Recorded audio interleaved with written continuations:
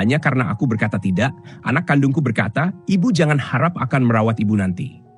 Usiaku kini 70 tahun. Kukira masa tua adalah waktu menuai cinta dan ketulusan yang kutabur sepanjang hidup. Tapi semua berubah hanya karena satu keputusan sederhana. Aku menolak menjaga cucu. Bukan karena tak sayang, tapi karena tubuh ini tak sekuat dulu. Aku tak menyangka satu kata tidak bisa menghapus semua perjuanganku sebagai ibu. Kalimat itu menusuk lebih dalam daripada rasa sakit fisik manapun. Saat itu aku sadar, terkadang ujian terberat di usia senja justru datang dari orang yang paling kita cintai. Selamat datang di channel Cahaya Usia Tua. Tekan subscribe dan like untuk mendukung kami berbagi tips hidup sehat dan bahagia di usia lanjut. Saya masih ingat jelas hari itu. Matahari bersinar cerah di luar jendela, tetapi suasana di ruang tamu kami sangat berbeda. Rasa kecewa dan sedih bercampur aduk, sushi, tapi saya memilih untuk diam. Anak saya yang dulu begitu banyak menuntut perhatian dan kasih sayang dari saya, kini berani berkata demikian ketika merasa saya tak memenuhi harapannya. Mungkin bagi dirinya, mengasuh cucu adalah kewajiban alami seorang nenek. Namun bagi saya, setelah puluhan tahun berjuang membesarkan dan menghidupi anak-anak, saya ingin sedikit waktu untuk diri sendiri, menikmati sisa hari dengan damai. Saya tahu keputusan saya bukan tanpa konsekuensi. Banyak teman seusia saya rela meninggalkan kampung halaman, merawat cucu di kota demi balasan di hari tua, dalam bentuk perhatian, nafkah, atau sekadar tidak kesepian. Namun, saya ingin hidup saya tetap bermakna, tanpa harus selalu berkorban. Saya ingin membuktikan bahwa menghormati orang tua bukan sekadar karena pamrih balas jasa, tapi karena cinta dan tanggung jawab tulus. Setelah banyak pertimbangan dan diskusi dengan teman-teman sesama lansia di lingkungan saya pun mengambil langkah yang menurut banyak orang tidak biasa.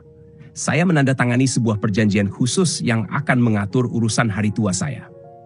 Perjanjian ini mencakup tabungan rutin di rekening pribadi, asuransi kesehatan, surat wasiat yang jelas, dan bantuan hukum serta layanan perawatan hari tua dari lembaga profesional. Tujuan saya sederhana, ingin memastikan bahwa saya bisa merawat diri sendiri tanpa perlu bergantung penuh pada anak saya. Proses penyusunannya memang tidak singkat. Saya menemui notaris, bertemu dengan pengacara, dan berkonsultasi ke lembaga sosial tentang layanan perawatan lansia yang kredibel. Saya menuliskan dengan jelas semua aset dan hak saya. Berikut instruksi kemana semua itu harus disalurkan bila saya nanti sudah tiada. Bahkan, saya memberikan kuasa hukum kepada salah satu sahabat lama saya yang sudah saya anggap keluarga sendiri untuk membantu mengelola administrasi kalau saya sudah tidak mampu. Saya juga memilih lembaga perawatan hari tua yang reputasinya baik untuk menjamin kebutuhan saya tercukupi, baik dari segi kesehatan, sosial, dan emosional. Keputusan saya ini mengejutkan banyak orang. Ada yang pro, banyak pula yang kontra. "Apakah tidak takut sendiri di hari tua?" tanya mereka.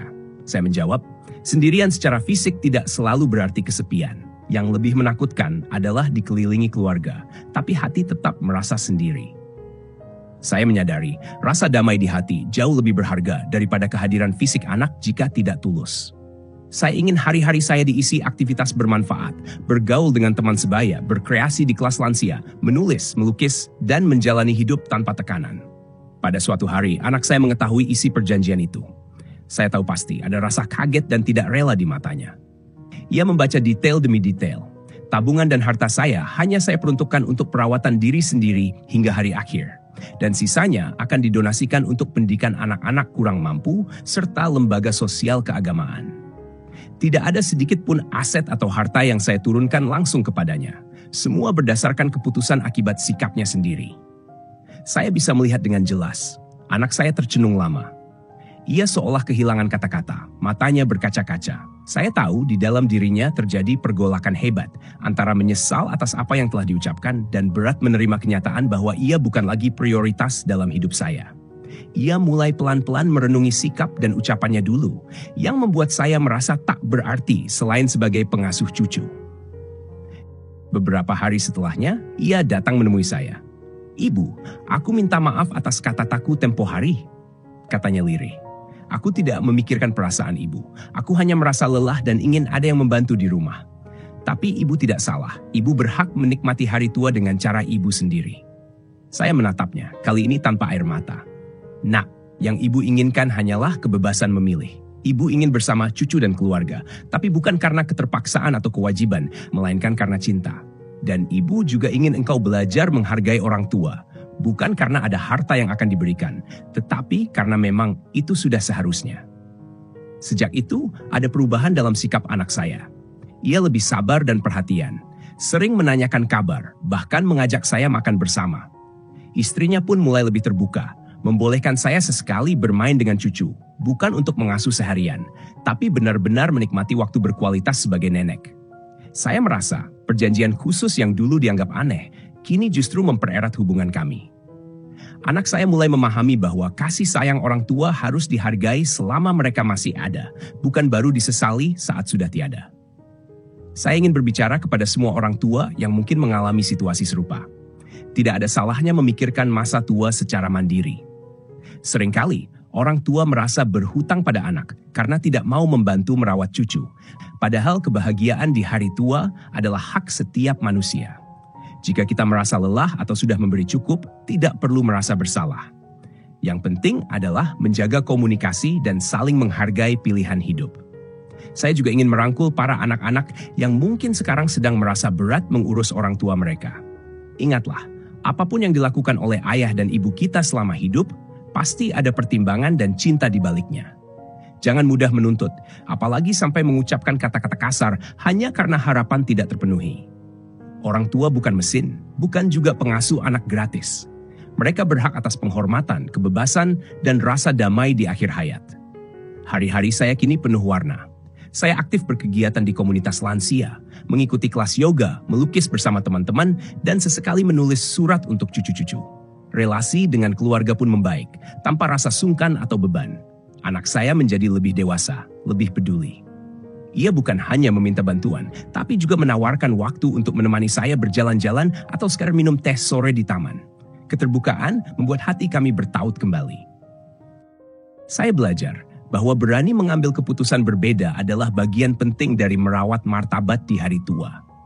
Saya tidak takut dijuluki egois, karena saya tahu martabat dan kebahagiaan adalah hak semua orang, tanpa terkecuali. Saya ingin menjadi contoh bahwa orang tua pun boleh memilih untuk tidak selalu mengorbankan segalanya bagi anak dan cucu, jika itu memang membuat mereka tidak bahagia. Tidak ada perasaan dendam atau marah pada anak saya. Saya justru bersyukur peristiwa ini menjadi pelajaran berharga bagi kami. Ia belajar untuk lebih menghargai, sementara saya belajar untuk tetap setia pada pilihan hidup saya. Semoga kisah ini bisa menjadi inspirasi bagi orang tua dan anak-anak di luar sana, supaya lebih memahami arti kasih sayang tanpa syarat dan pentingnya berdialog dengan hati yang jernih. Hari-hari mendatang masih penuh misteri. Namun saya yakin, selama saya setia pada prinsip dan tetap membuka hati, hari tua saya akan tetap bahagia, damai, dan berarti. Saya ingin meninggalkan kenangan indah, bukan rasa penyesalan, kepada anak dan cucu, bahwa nenek mereka adalah perempuan yang berani memilih kebahagiaan, meski harus berjalan di jalan yang berbeda. Mulai saat itu, saya lebih menghargai kehidupan, menyambut setiap pagi dengan syukur dan antusias, memilih aktivitas yang saya sukai, memperbanyak bersilaturahmi, dan berbagi pengalaman dengan para sahabat. Saya sudah tak lagi merasa takut pada kesendirian, melainkan menerima itu sebagai waktu untuk mengenal diri sendiri lebih dalam, waktu yang penuh kedamaian, introspeksi, dan kebijaksanaan. Terkadang, saya bertemu ibu-ibu lain yang masih galau. Mereka merasa bingung antara ingin berkorban demi anak cucu atau memilih sedikit waktu untuk diri sendiri. Saya selalu mengatakan pada mereka, di usia kita, jangan hanya berpikir untuk membahagiakan orang lain. Dirimu sendiri juga berhak bahagia. Hidup ini terlalu singkat untuk dihabiskan dalam tekanan, apalagi bila kita telah menjalankan tugas selama puluhan tahun tanpa lelah. Melalui perjanjian khusus yang saya tanda tangani, saya merasa memiliki kendali dan rasa aman. Saya tak takut menjadi beban, juga tak perlu merasa bersalah jika tak selalu ada di sisi keluarga. Di saat yang sama, saya tetap membuka pintu untuk anak dan cucu, tanpa menuntut balasan apapun, karena saya percaya kasih yang tulus tidak pernah mengharap imbalan. Pada akhirnya, saya dan anak saya sama-sama belajar. Saya belajar memaafkan, ia belajar menyesali dan memperbaiki. Sekarang, hari-hari saya lebih penuh makna, hubungan keluarga makin harmonis. Saya menikmati status sebagai nenek bukan karena kewajiban, melainkan karena cinta. Waktu bersama cucu kini lebih berkualitas. Kami bercerita, tertawa, dan saling belajar. Saya ingin turun-temurun kisah ini dikenang oleh keluarga saya, bahwa tidak ada kata terlambat untuk meminta maaf, untuk memulai kembali, dan untuk menentukan kebahagiaan hidup dengan cara sendiri. Semoga setiap anak dan orang tua bisa lebih memahami bahwa cinta, kelembutan, dan rasa hormat adalah jembatan yang menghubungkan generasi, melewati segala perbedaan pandangan ataupun keadaan. Saya berharap para lansia yang mendengarkan kisah saya berani menyuarakan keinginan hatinya. Tak perlu takut dianggap aneh atau egois, selama itu membawa kebaikan dan kedamaian. Karena yakinlah, hidup yang dijalani dengan kejujuran dan ketulusan pasti akan membuahkan kebahagiaan, baik untuk diri sendiri maupun orang-orang terkasih di sekitar. Setiap pilihan dalam hidup, sekecil apapun, membentuk jalan yang kita tapaki. Di usia 70 tahun ini, saya memilih jalan yang membawa ketenangan dalam hati, meski tidak selalu mudah, tapi penuh makna. Semoga kisah ini bisa menjadi secercah cahaya bagi siapapun yang sedang berjuang memahami arti kebersamaan, penghargaan, dan cinta dalam keluarga. Bagaimana dengan Anda? Apakah Anda juga pernah menghadapi keputusan sulit di usia senja? Silakan bagikan cerita dan pandangan Anda di kolom komentar. Mari saling menguatkan.